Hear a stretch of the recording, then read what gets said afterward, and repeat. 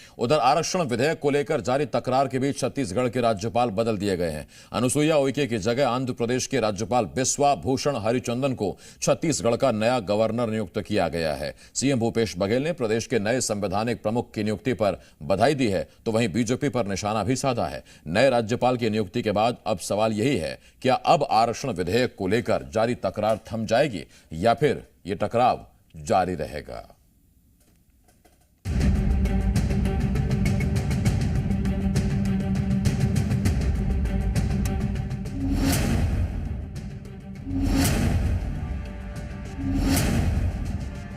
बिस्वा भूषण हरिचंदन छत्तीसगढ़ के नए राज्यपाल होंगे। राष्ट्रपति द्रौपदी मुर्मू ने 13 राज्यों के राज्यपाल बदले हैं। आंध्र प्रदेश के गवर्नर बिस्वा भूषण हरिचंदन को अनुसुईया उइके की जगह छत्तीसगढ़ का राज्यपाल बनाया गया है, जबकि अनुसुईया उइके को मणिपुर का गवर्नर नियुक्त किया गया है। वहीं झारखंड के राज्यपाल रमेश बैस को अब महाराष्ट्र का गवर्नर बनाया गया है। 88 साल के बिस्वा भूषण हरिचंदन ओडिशा के भुवनेश्वर और चिल्का विधानसभा से 5 बार विधायक रह चुके हैं। उन्होंने 1971 में जनसंघ के साथ अपना राजनीतिक सफर शुरू किया था। मुख्यमंत्री भूपेश बघेल ने नए राज्यपाल की नियुक्ति का स्वागत किया है। उन्होंने ट्वीट कर प्रदेश के नए संवैधानिक प्रमुख को बधाई दी, तो वहीं इस बात पर पीड़ा भी जाहिर की कि बीजेपी ने राज्यपाल अनुसुईया उइके को उनकी भावनाओं के मुताबिक काम नहीं करने दिया। छत्तीसगढ़ कांग्रेस अध्यक्ष मोहन मनकाम ने एक बार फिर अनुसुईया उइके से आरक्षण विधेयक पर हस्ताक्षर करने की अपील कर डाली। महोदय से मैं निवेदन करना चाहता हूं, जाते जाते जो उनके कहे अनुसार छत्तीसगढ़ की माननीय भूपेश बघेल जी की सरकार ने जो आरक्षण विधेयक पास किया उस पर हस्ताक्षर कर दे, मैं ये निवेदन करना चाहता हूं। पूर्व सीएम डॉक्टर रमन सिंह ने नए राज्यपाल बिस्वा भूषण हरिचंदन को बधाई देते हुए लिखा है कि उनके मार्गदर्शन में छत्तीसगढ़ संवैधानिक अधिकारों की दिशा में और मजबूत होगा। राज्यपाल के जहां तक ट्रांसफर का प्रश्न है, 13 राज्यपालों के ट्रांसफर हुए हैं, तो ये एक तरह से बड़ा सामूहिक निर्णय है, किसी पर्टिकुलर विषय पर नहीं है।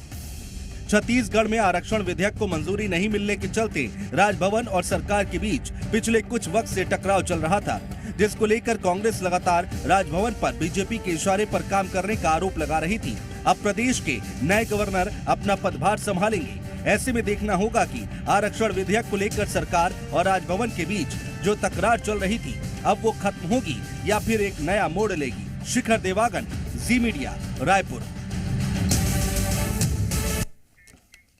सीएम भूपेश बघेल ने नए राज्यपाल का स्वागत किया है। उन्होंने कहा कि बिस्वा भूषण हरिचंदन अनुभवी विधायक और राज्यपाल रहे हैं। साथ ही आरक्षण के मुद्दे पर सीएम ने कहा कि अनुसुईया उइके ने कहा था 1 घंटे में विधेयक पर हस्ताक्षर कर दूंगी, लेकिन बीजेपी कार्यालय से रोकने की हुई तो दस्तखत नहीं किए। उन्होंने कहा कि अनुसुईया उइके सीधी महिला है, लेकिन बीजेपी ने राजभवन को राजनीति का अखाड़ा बनाकर रख दिया। ये तो बयान आया था, मीडिया में भी आया था, मुझे भी बोली थी, लेकिन उसके बाद जो एकात्म परिसर से जो पर्चियाँ आती गई और उसके बाद बहुत भद्र महिला है, सीधी सादी है, सरल महिला है। मैं तो उस दिन भी बोला था मेरी बड़ी बहन जैसी है, और लेकिन जिस प्रकार से भारतीय जनता पार्टी के लोग राजभवन को राजनीति का अखाड़ा केंद्र बना देते, वो बेहद। रजनी ठाकुर, जी मीडिया संवाददाता, इस वक्त इस बड़ी खबर पर हमारे साथ जुड़े हुए हैं। और लेकिन रजनी के पास हम जाएं उससे पहले आपको बता दें कि ऐसा 4 बार ऐसा स्थिति देखने को मिली जब छत्तीसगढ़ में सरकार और राजभवन आमने सामने नजर आए थे, टकराव देखने को मिला। 17 जुलाई 2019 को अनुसुईया उइके ने पदभार ग्रहण किया था राज्यपाल का। इसके बाद किडनी रोग प्रभावितों से मिलने के लिए राज्यपाल अनुसुईया उइके सुपेबेड़ा चली गई थी, और अनुसुईया उइके के दौरे से राज्य सरकार उस वक्त असहज हुई थी। इसके अलावा कुलपतियों की नियुक्ति में सरकार की सिफारिशों का मसला हो या कुलपति नियुक्ति का अधिकार बदलने का विधेयक हो, राज्यपाल ने इन्हें रोक लिया था, और विवादित कृषि कानूनों का प्रभाव कम करने वाला विधेयक भी रोक लिया गया था। तो ये करीब करीब 4 बार ऐसा हुआ जब सरकार में और राजभवन में टकराव देखने को मिला था। सीधा हम चलते हैं, रजनी ठाकुर इस वक्त मेरे सहयोगी हमारे साथ जुड़े हुए हैं। रजनी, राज्यपाल भले ही बदल गए, अब बिस्वा भूषण हरिचंदन आ गए, लेकिन जो मूल सवाल आरक्षण को लेकर बना हुआ है वो तो जस का तस है।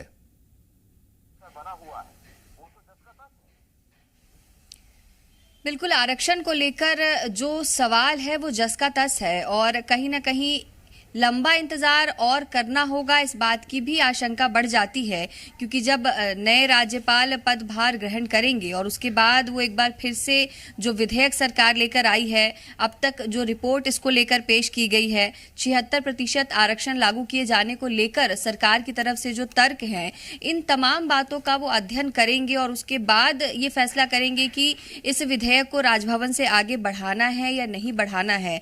तो एक बार फिर से पूरी प्रक्रिया नए सिरे से शुरू होगी ऐसा लगता है और लगातार बयान भी आ रहे हैं।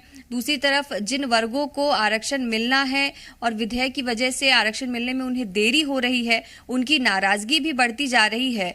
तो आगे क्या होगा ये देखने वाली बात है क्योंकि इस साल चुनाव होने हैं और चुनाव के पहले सरकार की पूरी कोशिश यही है कि जो आरक्षण सरकार लागू करना चाहती है वो आरक्षण लागू किया जा सके। लेकिन इसमें सबसे बड़ी जो रुकावट है वो राजभवन से विधेयक पास होने को लेकर ही है। आज फिर से एक बार मुख्यमंत्री ने कहा कि राज्यपाल अनुसुईया उइके तो चाहती थी और उन्होंने चर्चा में ये कहा भी था कि 1 घंटे के अंदर वो विधेयक पर हस्ताक्षर कर देंगी, लेकिन जब उन्हें भाजपा कार्यालय से निर्देश प्राप्त होने लगे उसके बाद ये पूरी प्रक्रिया अटक गई और हम उम्मीद करेंगे कि जो नए राज्यपाल आ रहे हैं वो प्रदेश के हित में संविधान को ध्यान में रखते हुए आगे काम करे। संवैधानिक अभिभावक भी कहा है मुख्यमंत्री भूपेश बघेल ने नए राज्यपाल को। तो अब इनके पदभार ग्रहण करने के बाद क्या स्थिति बनती है, क्या तस्वीर निकलकर सामने आती है, इसके लिए कुछ इंतजार करना होगा। स्वागत तो उधर कांग्रेस ने भी किया है, बीजेपी ने भी किया है, लेकिन मोहन मरकाम का भी एक बयान आया है। मोहन मरकाम कह रहे हैं कि जाते जाते कम से कम आरक्षण विधेयक पर हस्ताक्षर ही कर जाएं और ये मजबूरी भी बताता है, ये पता नहीं तंज भी है या वाकई वो अभी भी ये चाहते हैं या ये मांग कर रहे हैं कि अनुसुईया उइके जाते जाते हस्ताक्षर कर दें, जबकि मुश्किल नजर आता है। देखिए, मांग तो है ही लेकिन ये कहीं ना कहीं तंज ज्यादा लगता है, राजनीतिक तंज ज्यादा लगता है क्योंकि राज्यपाल अनुसुईया उइके खुद आदिवासी समाज का प्रतिनिधित्व करती हैं और कई मौकों पर उन्होंने ये कहा है कि वो भी चाहती हैं कि आदिवासियों को आरक्षण मिल सके। जिन जिन वर्गों के लिए आरक्षण की व्यवस्था तैयार की गई है उसका लाभ उस वर्ग तक पहुंचे, लेकिन बार बार उन्होंने यही जिक्र किया कि जो व्यवस्था छत्तीसगढ़ सरकार लागू करना चाह रही है उसे एक बार फिर से न्यायालय में चुनौती दी जाएगी और फिर से आरक्षण का जो मसला है वो अटक जाएगा और ऐसे में उन्हीं लोगों को नुकसान होगा जिनके लिए पूरी व्यवस्था तैयार की जा रही है। तो दोनों ही तरफ से अपने अपने तर्क रहे हैं और मोहन मरकाम ने मांग जरूर की है। इस मांग पर राज्यपाल कितना सहमत होती हैं ये देखना होगा। हालांकि इस बात की संभावना बहुत कम नजर आती है कि जाते जाते इस आरक्षण विधेयक पर हस्ताक्षर हो क्योंकि पूरा जो मसला है, पूरा जो कानूनी दावपेच है, राजनीतिक उठापटक है, वो इस विधेयक को लेकर ही है।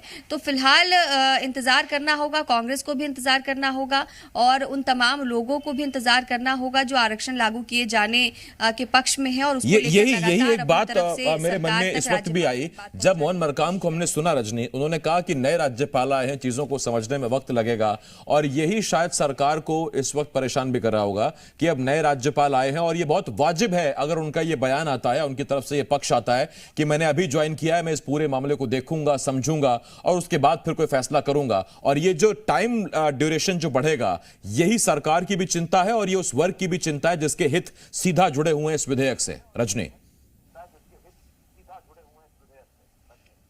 बिल्कुल, और ये चिंता वाजिब भी है क्योंकि राज्यपाल अनुसुईया उइके जो है उन्होंने पूरी रिपोर्ट को भी देखा, उन्होंने आरक्षण के लिए जो सरकार ने आयोग के जरिए डेटा इकट्ठा किया है उसको भी पढ़ा, जो विधेयक लाया गया है उसकी भी जानकारी उनके पास है और वो अपनी तरफ से कानूनी सलाह के आधार पर इस पर आगे चर्चा करने की बात भी कहती रही हैं।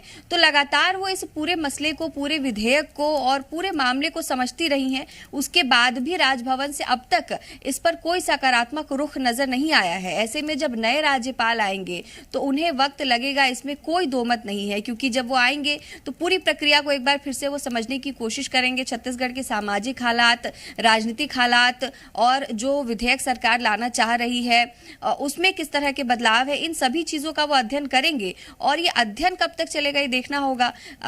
और अनुच्छेद 361 बार बार जो है उसका जिक्र किया जाता है, जिसके तहत राज्यपाल के पास ये अधिकार भी है कि वो विधेयक रखें या वापस लौटा दें।